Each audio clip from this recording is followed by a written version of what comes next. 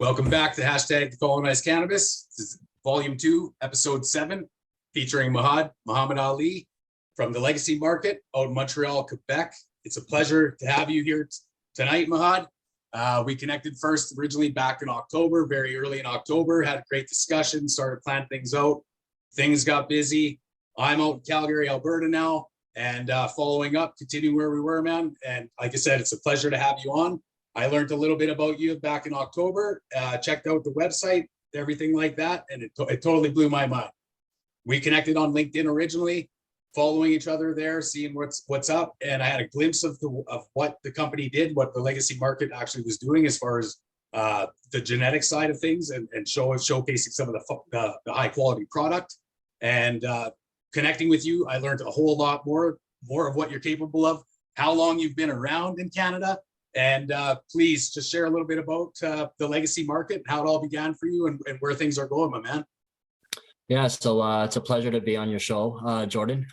Pleasure to go ahead and give a little bit of glimpse and advice onto, especially individuals coming over from the Legacy Market side, coming over to the regulated side, and, all the hurdles and everything, and all of the noise that everybody claims that you need to get inside the industry, So one thing I've done for a lot of people is I've canceled out a lot of the noise, providing a lot of information, a lot of sound information that I can go ahead and get them over to a regulated market a lot quicker than if they were to go ahead and go about it themselves. So as a patient myself, back in 2015, I was actually looking for access to medical cannabis. I was searching left and right, high and low for it. I was going on all blog sites and everything in order to try and find a doctor. Once I found a doctor in order to go ahead and pretty much provide me access, I pretty much the whole business idea just blinked off in my head, like if I can get a prescription for myself, like imagine everybody else, right? So I pretty much just opened up the floodgates for everybody. I ended up opening a clinic with a couple of my buddies back in 2015. So I started helping out Canadians across Canada get access to healthcare practitioners in order to, get signed up to licensed producers, or in order to go ahead and grow their own cannabis for medical purposes. So that's pretty much where it started, me, myself, looking for it myself as a patient, growing myself as a patient, looking for access for myself. A year off into it, of helping Canadians get access, then the commercial side of things of the whole licensed producer started to take place, right? We're starting to see more and more licensed producers get into the space. And as somebody that's business oriented at first, right? While being a patient too at the same time, but my brain's always moving when it comes to, okay, what's the next thing that's going to happen, and how can I pretty much stay ahead of the curve? Right. So I realized that, okay, since I'm helping individuals with licensing, personal licensing, I might as well help people with commercial licensing, right? Helping individuals become licensed producers, helping individuals that are trying to convert over from what we used to call the black market, now the Legacy Market, convert over to the regulated market. Nice. So I ended up teaming with some consultants across Canada. I actually partnered up with key consultants across Canada.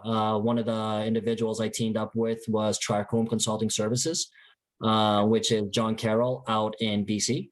And with the help of John, we've helped over 100 plus license holders across Canada obtain their license approval. Me, myself, just with the clients that I brought, I could say about 20, just with John himself and the whole background that he has. John was one of the individuals next to Health Canada when it came to drafting up the applications and the regulations, right? So it gave us a better insight of what Health Canada wanted as compliant and non-compliant, because if you can remember back in 2016, we were submitting 3,000 to 4,000 page binders. You know what I mean? To Health Canada. Right. It wasn't the CTLS program where you see now where everything is all digital, right? Right. We were submitting applications back and forth, individuals taking years in order to go ahead and complete an application, because, Health Canada wasn't giving individuals a clear, concise plan on how to build a facility or how to put together a compliant application. So they had to do a lot of back and forth in order to see what was well, what was right. So essentially how it works is that they go by each page. So we eliminated a lot of the headaches for individuals by not having to do that, by providing them pretty much a compliant template that they can work off of, knowing that Health Canada would pretty much approve the application as long as you pretty much fulfill these guidelines, as far as your facility design and your security design, your quality assurance program, your security parameters, and all of these things. How we pretty much did it all at the end is that, you know, we told our clients, you know, the only thing you need to guarantee is that you'll pass security clearance and that the facility that you're operating in is zoned by your municipality. If you can guarantee us those two things, we'll pretty much guarantee your application. Right. Yeah. Right. So then after that, it started becoming a one-stop shop, helping individuals not only with the licensing, but then with equipment, with seed to sell software, with logistics, with all of these other things that accompanied becoming a fully functioning, compliant facility with Health Canada, right? It's one thing getting a license. It's another thing having an operational facility, right? So helping individuals get across the finish line as far as that. And, you know, when everybody was focused so much on the building their license and getting approved, they weren't focused on who they were going to sell to, who they were going to buy from, and all these other things. So, you know, naturally, given our relationships with license holders across Canada, it only made sense to do the connections with everybody. Right, exactly. Right. So we connected players to players, connected processors to cultivators, cultivators to processors. And, you know, when everybody had their ego at the door, you know, we'd come in and be like that icebreaker to come in and be like, hey, Tom, meet Harry, you know what I'm saying? Or Harry, meet Sherry. You know, you guys don't need to have your ego at the front, you know, you guys can help each other out. The next thing you know, the individuals are talking and they have more in common than they know. Right. You know? Yeah. That's a beautiful thing for sure. The networking, absolutely. Eh? Right. So really starting from there. And then after that, like, so the first company I had was Curative Care. That was with pretty much the clinics and everything like that, helping Canadians get access to prescriptions.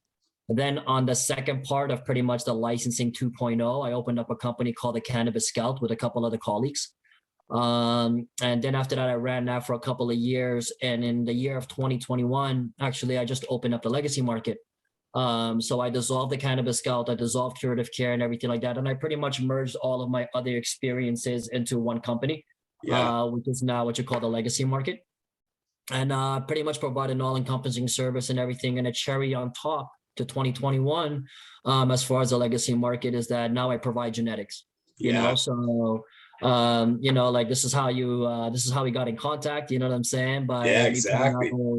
Those crazy fire and everything like that, just to pretty much tease the market and let everybody know that, look, you know, we understand what the market is getting, and it's not something that, you know, that we agree with per se, but here's our take on what we feel great quality cannabis is and what we want to bring to the market, you know. So we work with like world-class breeders. We work with amazing pheno hunters across Canada. When it comes to, you know, pheno hunting, you know, that's not for the faint of heart. You know, when you're talking about pheno hunting through strains and you're pheno hunting through beans, and, you know, you're going through about 10,000 to 20,000 beans a year or seeds in order to go ahead and ultimately just choose 5, right? It ultimately becomes a very daunting task and very costly task, very energy consuming, time consuming, and all of these other things, you know? Absolutely, yes. So really bringing in all of these unique genetics that are exclusive to the legacy market. Not only exclusive, but, you know, when we look at genetics, we think of it like wine, right? There's different individuals that have different palates, that have different flavors. You know, one person might be looking for something gassy, one person citrusy, one person fruity, one person earthy, right? So what we did is that we like to work with a number of pheno hunters and breeders across world and Canada. In order to go ahead and get different profiles from different parties, right? And not only that, but then after that, provide these individuals a platform to shine, you know, because at the end of the day, the reason why we have these genetics is because of these breeders, it's because of these pheno hunters, it's because of these our cultivators, you know what I mean? We're just there to go ahead and advocate them, you know, hence the name, the legacy market. Yeah, it's quite fitting, and like you said, top notch, man, top notch genetics, and it shows in the products that you showcase through social media, definitely. I'm yet to consume some of your product, but we talked about that. I'm in Alberta now. I'll be in Manitoba again next week for a week, and then back and forth kind of deal through 2022. So I will absolutely be looking for your product, and you know what I mean. I'll be sharing a professional review on that, and I can only imagine that I've seen, like I said, the trichomes, the quality of the cured and final trimmed flowers that are coming around there. Absolutely beautiful. So when you mentioned 2015, I have a quick question with all of that, like being in Quebec, especially, right? So that's where you're in Montreal, Quebec. Yes, I am. And Quebec and Manitoba, they also have some similarities on the setbacks on the permitting of the recreational for plants at the federal level. But even before that, so before the legacy market, and when you kick things up in 2015, 2016, how was that? Was it defined then for you as a legal gray area, or like were there any qualms or concerns at the time when getting established in the medical area of things, but looking to, as you move towards commercial and became a company, but prior to legalization, was there any navigating that you had to do specific to that, or is it a matter of just bringing, like you said, the key players in and connecting the dots? Well, I found that having the recreational laws, when it comes to the medical laws, those are two completely separate things, right? Yeah. We have provincial laws versus federal laws, right? So when you're talking about medical cannabis and everything like that, you're dealing with more of a federal guideline where, if you're not allowed the 4 plant per household type for recreational, it's okay because medically you still have your plant count, right? So you still have your 5 grams or your 30 grams, which equates to 25 plants or 150 plants, right? Or all the way up to 400. I know guys that have 500 plants, right? Beautiful. So really, to be honest, the way that we did it, and this is a little jewel that we're going to be dropping for everybody, a little bit of to go ahead and fast track their way into the regulated market. If you have an ACMPR license or MMAR license, the great thing about having a license prior is that it allows you to pretty much test run on how you're going to operate as a commercial facility. Right. So now you can, per se, let's say you have a commercial license, or you're opting to go get a commercial license, and you have a commercial facility and everything like that. And you have your personal ACMPR license. Well, you can go ahead and take your personal ACMPR license, put it to that commercial facility in which you want to have your micro facility or standard facility eventually. And you could grow your personal product, your medical product inside there at the same time as you're building up to become a micro, and at the same time, what that's going to do is that it's going to show you first of how you're going to want to operate inside your micro facility. It's going to eliminate a lot of the SOPs for you, because you're going to know how you're going to be operating. And the second thing is that it's going to save you a lot of time as far as cost effectiveness of building, because you can already start building your facility to the specifications on which Health Canada wants a micro to be built. Right.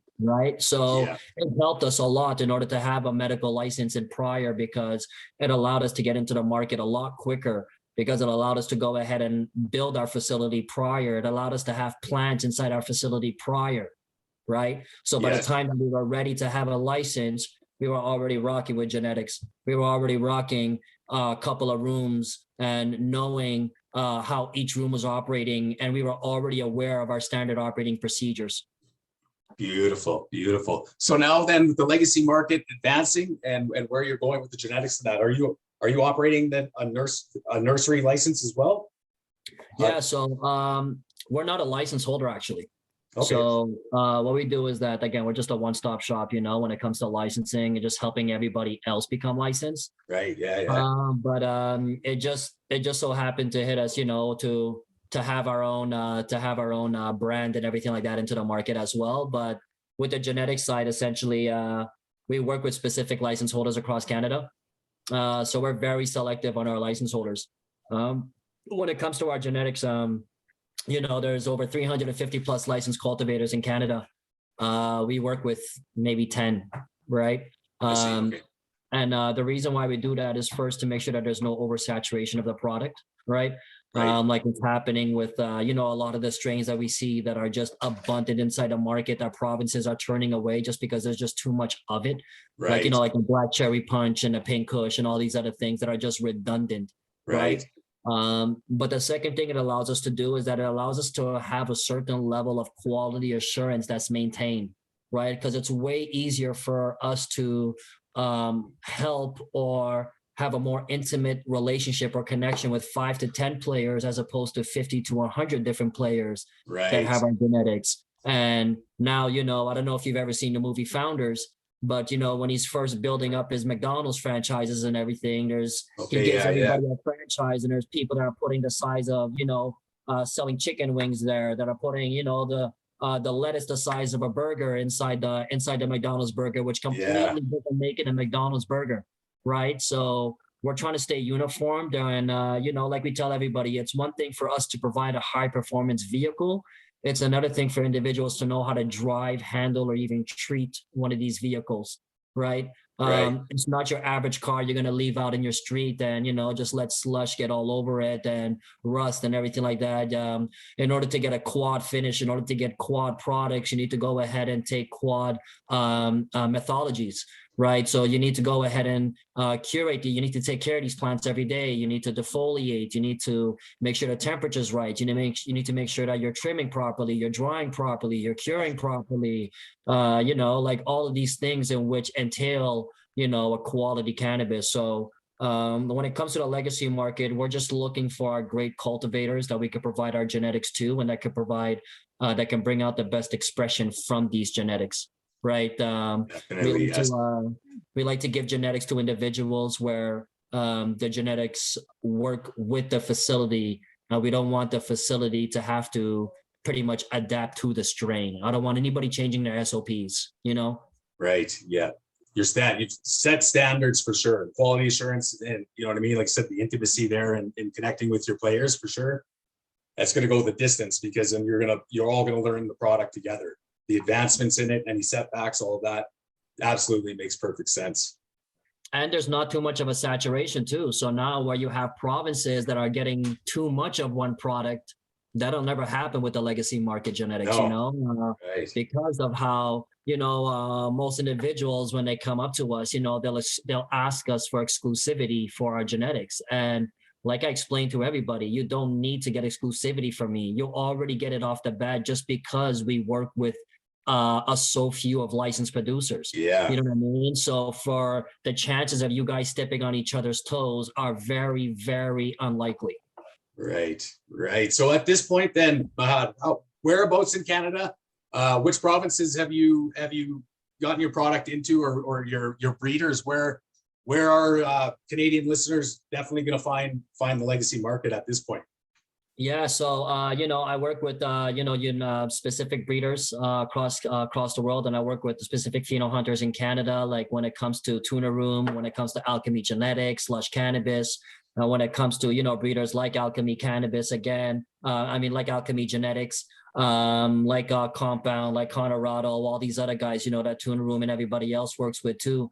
So really bringing in different types of flavors when it comes to it. As far as where we're dropping in Canada right now, we have our cultivators across Canada. We have some of them in Saskatchewan. We have Vigor Life Cannabis in Saskatchewan. We have a couple. We have Origin Coast out in Nova Scotia right now that has our layer cake. That actually put out the layer cake with Aqualitas. And inside the Nova Scotia market, and they're actually about to go ahead and put it out throughout Canada as well. Very nice. When it comes to the cultivators, we have cultivators coming online every week. We're very specific on which ones that we work with.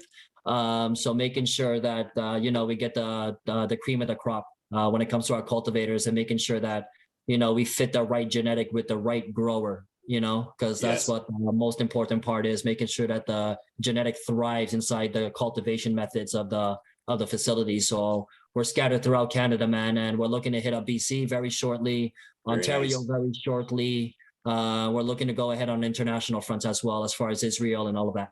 That's beautiful. Yeah, global, man, global. Why not, right? Like it's a global community. most people are, that's what I find. Like if you, in your experience too, connecting down with the US players, right? Like it's usually, there's no borders to it, right? It doesn't come down when you're in the community and you're in the culture and you make the appropriate connection. A lot of the times in those American connections that I've acquainted now, there's really never any US Canada talk to it, right? It's just nice and smooth, strictly cannabis culture, cannabis industry and where things are going. So that belief there, the vision of that international play and alleviating that, getting, even that could even cause the market to be less saturated and expanding that, even amalgamations and partnerships as they will go to that way. The legacy market though, one thing in particular, so Flourished Ventures Limited, and then the Decolonize Cannabis platform. I'm Métis myself, so the idea behind that is realistically, so 20 years of professional, organizational and education in Indigenous governance and such, and similar experiences. And then the idea with the legal market coming to play in 2018, that, I've been consuming cannabis since I was 2019. So I've been a shopper. I'm also medically certified to consume as well as produce, and snowballing that all together without losing any of my previous. So it's really realistically saying that I have accomplishments over 20 years, but at the same time, I've been consuming cannabis that whole time. So one, did it set me back? Not at all. And now to snowball it into what could those marketing and advertising skills all come together with it. So the Indigenous cannabis, like we've talked already, so recreational and medical cannabis, as far as the guidelines go with Health Canada, it's stipulated differently ultimately.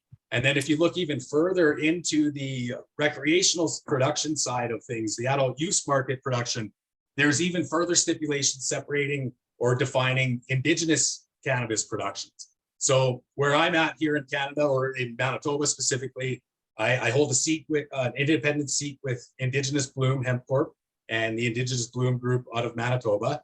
And so last night here in Alberta, I found some new Indigenous grown product as well. And it's from Nova Scotia. I was going to check with you today by chance if I ended up grabbing one of your genetics by chance, but Masiku. And so, yeah, I guess that's at Atlantic Can Medical Inc. Yeah. I mean, yeah, I've heard of that. Quality flower right out of that, you know what I mean? Right out of the package, right out of but more importantly, Indigenous produced medical cannabis, Indigenous owned, Indigenous sold, and that's going to be the breakthrough. So some of the literature I provided of what was transpiring in Manitoba, and then looking ahead into 2022, how all that's going to come around. Coming out of Quebec, is it similarly like in that region with the First Nations communities or First Nations, the nations themselves? Have you had that experience? Is there particular Indigenous players that are starting to come up and come up through? And I mean Indigenous in the full realm, man, like not just for Canadian First Nations or Métis, Black owned businesses coming out of Montreal, anything like that. Have you noticed that? Are you familiar with what the differences that lie in production? Yeah. So not really more so, but I do have I work with a couple. Well, I work with a couple companies. I work with a company called Seven Leaf out in Ontario. Yeah. So I work with them in order to go ahead and get some potential genetics inside there and get some strains and everything like that, since how it's a different market, right? So the good thing about the Indigenous market is that, if I'm giving, let's say we're giving strains to a specific party out in whatever in Canada, the great thing about Indigenous market is that we can give them all of our strains. We can give them all of the genetics, right? It's a completely different market. So there's nobody stepping on each other's toes type deal, right? Right. I don't really see that much of a market there yet building up, but it's starting to, it's something that I'm seeing more and more frequent as far as individuals becoming licensed, as far as individuals turning their shops into regulated facilities in order to go ahead and buy product from licensed producers or from the OCS or whatever the case is, right? But yeah, that's becoming more and more frequent from what I see. I just haven't really dabbled into it too much myself. That'll be perfect opportunity for us to stay connected through 2022. Part of what I'll be doing for Indigenous Bloom at the retail store is that exactly, recruiting product, Indigenous owned, Indigenous produced products specifically that we can sell from ourselves that's not produced by us. So I mean, that's going to be for sure an opportunity and well worth keeping up. What are you smoking there, Mahad? I'm actually smoking our mint cream right now. That was bred by Alchemy Genetics, and that was selected by the Legacy Market exclusively for our dessert menu for 2022. Very cool, man. We have a lot of great things for coming on for 2022. We want to really to do a lot of flavor for 2022. We updated our website with all the strains we're going to be bringing online. We updated it with the players that are going to be growing it and everything like that too. But yeah, really looking forward in order to go ahead and working with players in order to get these genetics onto the Canadian market, and into the Indigenous market as well, because it's something that we are looking to go ahead and satisfy when it comes to providing that market their genetics or their flowers or whatever the case is, very, very open to it. For sure. So on the medical side of things, once again here, did you catch the last few days? So I know like yesterday I seen an article floating around Pfizer taking the cake on cannabis industry investment. Did you catch anything with that? That's a big one. They set a record, man, $6.4 billion they're investing into the cannabis industry, just announced. So, to be honest, I think that the cannabis industry, it's a very mature industry. It's not an industry where you're going to come in and throw money at it and, expect to win. Right. I think that's precedent's been very clearly established for sure over the first 3 years. Time and time again. Right. So to be honest, when I hear about these deals being done or whatever the case is, it's not a threat, it's not a threat, especially if they're not dealing with individuals that know the product and because look, man, it's one thing to sell cannabis. It's another thing to sell an experience and to bring a culture with it. Right? Those are two completely different things, because anybody can go ahead and grow cannabis, but what kind of cannabis are you growing, and is there a culture behind it? And do you even know what you're growing? Do you even know where you got it from? Do you even know how it tastes? Do you even know why you're pushing that product? Right. So before we push anything, and just as it was inside the legacy market, we didn't choose anything based off of COAs. We chose it based off of whether it was a quads or not, whether it was fire, whether it smoked good, whether there was an oil ring, whether it burned white, whether, if you wanted to if you put out the joint and you relit it, does it taste the same? Does it taste even better? Right? Like there's all these little things, and, when consumer based. Yeah. That's really what we are at the end of the day. We're consumers ourselves. So it's easier for us to go ahead and know what the consumer wants, because it's the same thing I want. Right. I just want good smoke, and I just want the person that's packaging a product to know what they're packaging and not lie to me. Yeah, absolutely. That's all it is, and when you have big companies like that coming in and they're not taking that into account, and they think that they can go ahead and, run a business from their executive boards down in the cultivation rooms, it doesn't really correlate good. Right. So once we have a company that comes in and, even if they're doing a $6.1 billion investment, whatever the case is, or purchase, it's not going to matter unless, they're doing it with the right parties, because a million square foot of trash is still a million square foot of trash, so. Absolutely. Yep. You got that, man. So you mentioned down international once already. So are you set up now to do international, or is that's something that's coming with the Legacy Market 2022? So it's coming for 2022. Essentially, we already help Canadian companies get into the international markets, like Israel and so forth. So we have great strategic ties in Israel when it comes to the medical side and things, in order to go ahead and get product over there. So essentially what we do is that we'll help either companies that are EU GMP certified here in Canada with deals going over there, or help Canadian companies that are not essentially EU GMP certified and help them with their whole auditing situation and whatnot, in order to go ahead and finish that crossover to that finish line, in order to pretty much broaden their distribution channels. So just kind of paving the way and making it, using your education, right? And just navigating simple paths, the easy routes. Yeah, man. When you've been through it, and you fell inside of potholes multiple times, you know how not to fall inside a pothole anymore, right? The wise man is who failed 1,000 times, not the person who got it right the first time. right? Yeah. So we failed 1,000 times, and we know exactly how to go ahead and pretty much just navigate through the noise without having to deal with any types of hiccups or hurdles. So are you planning, is the legacy market planning at all to go license holder status at any time on your own production, or you're satisfied with where's the direction for let's say the next 2.5 years remaining, or the next 3 years remaining of the new this review of the regulation?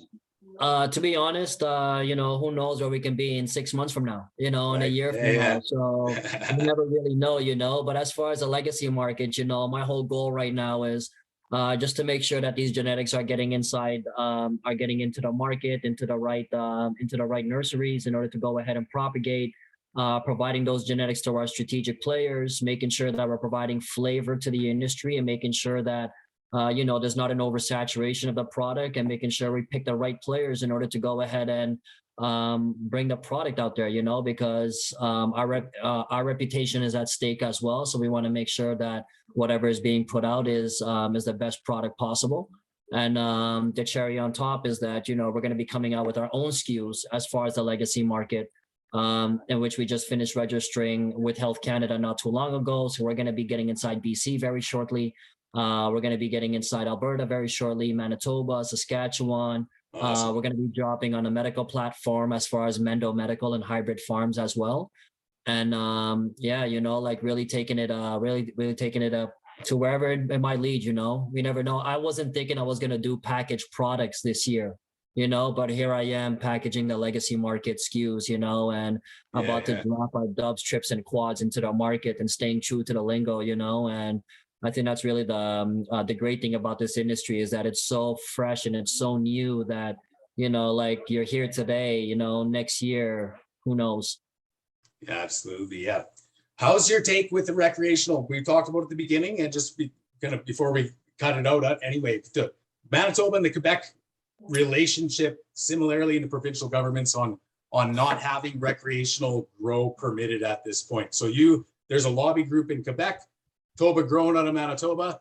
They're now connecting up with Jack Lloyd and trying to bring it back into Manitoba right away. But how has that generally been for Quebecers, man, not being allowed to produce their is it more of a provincial industry push there for the market that way, for what exists now, or is it generally?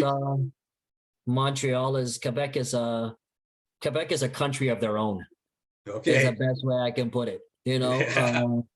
Quebec doesn't care about nobody else, so Quebec just does their own thing.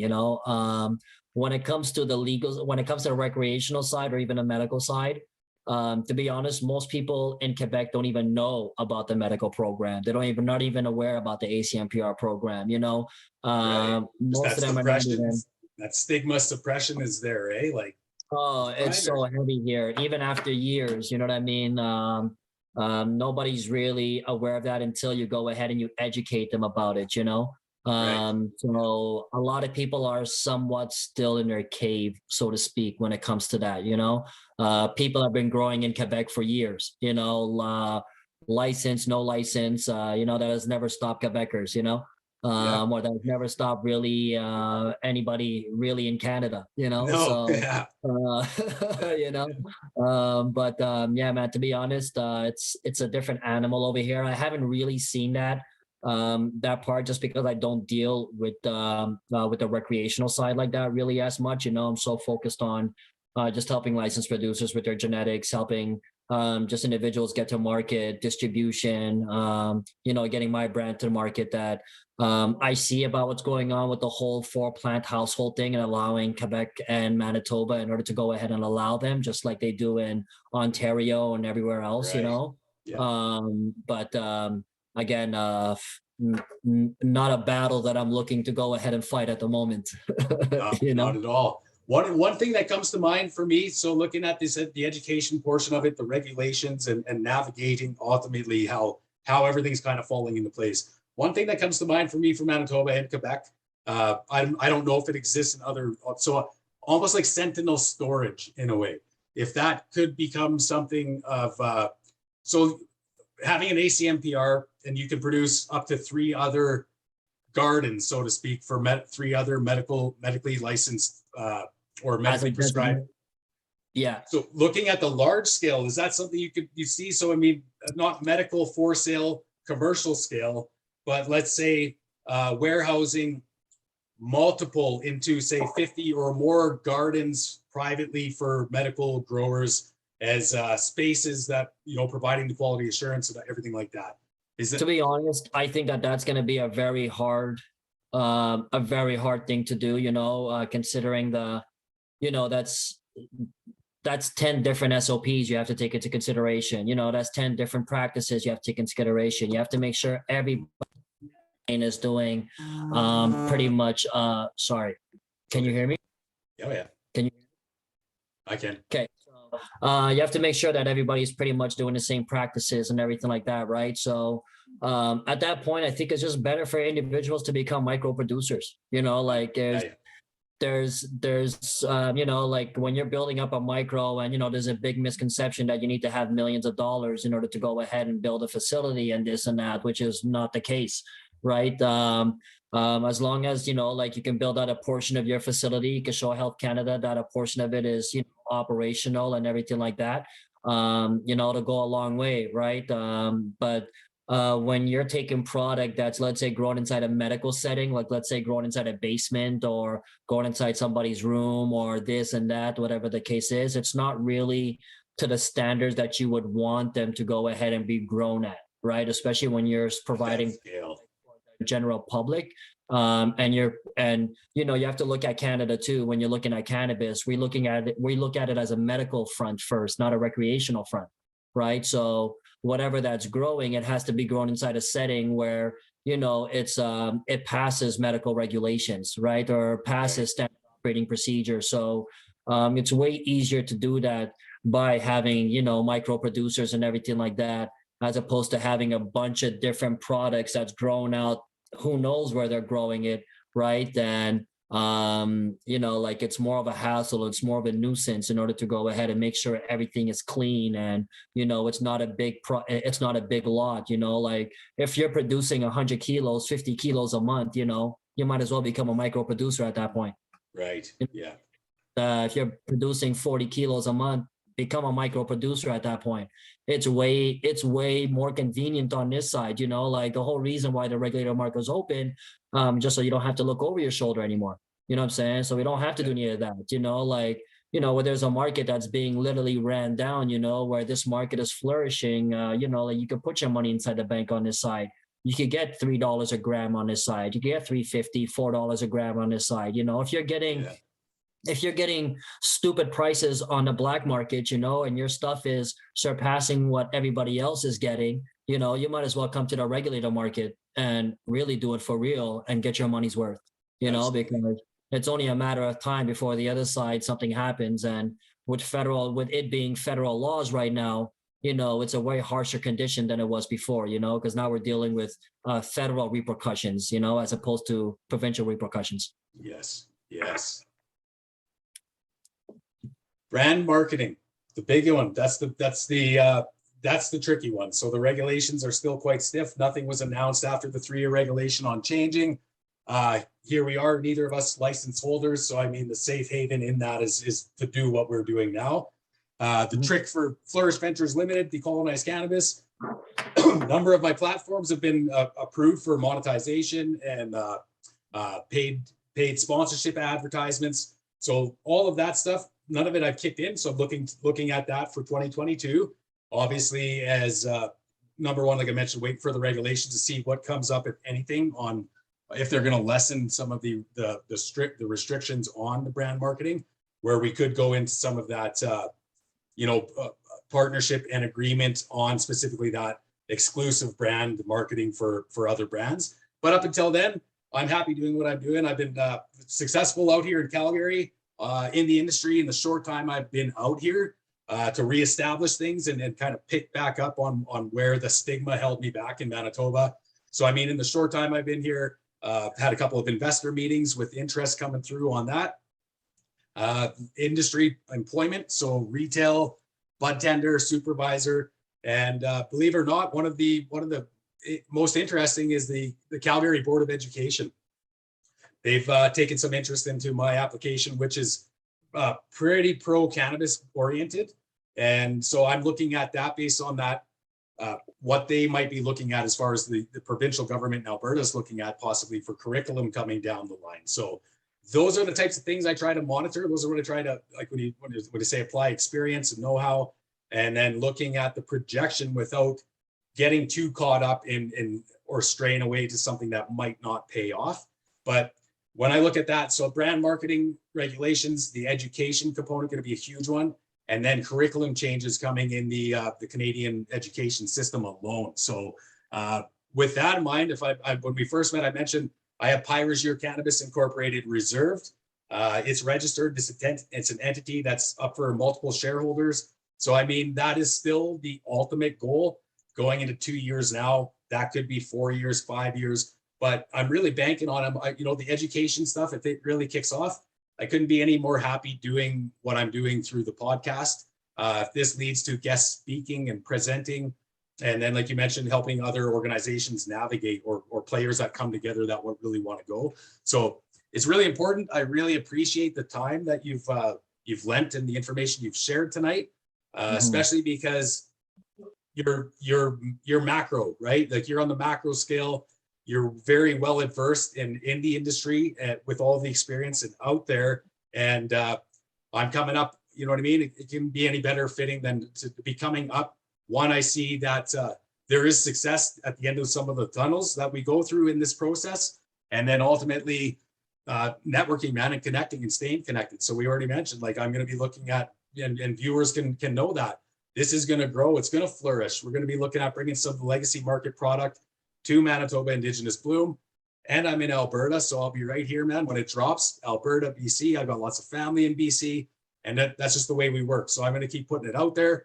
I'm going to get RMR to catch into this stuff. We're going to get it out there, and whatever I can do for the legacy market to get more people interested in connecting with you out in the East Coast, especially, man, that's exactly what I'd like to be doing. So yeah, man, we just want to get the word out there, and to be honest, when it comes to like the whole the branding and everything like that, we just want to bring great product. We just want to bring great product and bring in an experience with it too. We want to bring in our take of what great cannabis is, and not just basing it off of high THC. You know what I'm saying? So yes, we're gonna show Health Canada what we think is great quality. And that's gonna be as soon as you open up the bag, and you're gonna know the difference of a dubs and a quads very quickly. Yeah, terpene profile, another big one coming into play too, man. The terps, and more people are definitely becoming educated on it. Brands have definitely, from 2020 just at the end of 2021, a lot of the packaging you're seeing now, terpene profiles or at least references to it, so you can hit the website and dig up the information you want. But yeah, I'm with you on that 100%, man. 110% full flavor, and looking for that entourage effect, not just the THC, high THC. I mean, those shoppers are still going to be there, but yeah, I think moving into a new era and breaking it down. Even some edibles are beginning to look at going strain specific. I mean, so if it starts getting into that, the market's still. And when we're talking about like product and brands like that and everything, like when we first started off, we were inside horses and buggies, you know what I mean, and transportation. Now look, there's like Ferraris and Lamborghinis and everything out there. Right. So, we have to start somewhere in order to end up somewhere completely different, and when I look at the cannabis industry, I look at it like vehicles. We can both get to point A to point B the same way we can get there in a Toyota, the same way we can get in a Rolls Royce, but the difference is, are you willing to pay for the experience? That's the only difference, and that when you buy a Rolls Royce or when you're riding in a Rolls Royce, you're paying for quality. That every inch of that vehicle has been hand built. It takes 6 months to build one Rolls Royce vehicle. It takes a day in order to build a Toyota. Or 50,000 Toyotas. Right. So you know what I mean. So it's that type of things that we're talking about, or it's really quality we're looking at, and that's how we're trying to approach it. Where it's like, look, you can have your average vehicle that's out there, but we're going to be providing something that's a little bit above average. Awesome, Mahad. Well, we're reaching the end of our time here, bud, and I'm gonna basically, this anyone watching here, Decolonize Cannabis, Volume 2, Episode 7. A lot more to come in 2022. New volume and more episodes, as well as my engagement, my involvement with other entities. That's going to be bringing more great brands like the Legacy Market and returning, hopefully, Mahad to a larger platform in the new year. My man, with that, I'm going to leave you the last words. Any love you want to throw out to any of your bros, any of the brands, anyone big like that through Canada, and you know what I mean? Otherwise, it's happy holidays, man. It's Christmas. Yeah, man, just shout out to all of my breeders, all of the pheno hunters, all of the cultivators, wish everybody happy holidays. Anybody looking to go ahead and get into the regulator market, this is what we're here for. We help individuals make the switch over to the other side. And yes, it is greener on this side. It is true what you've heard. That's good. It was my pleasure, huh?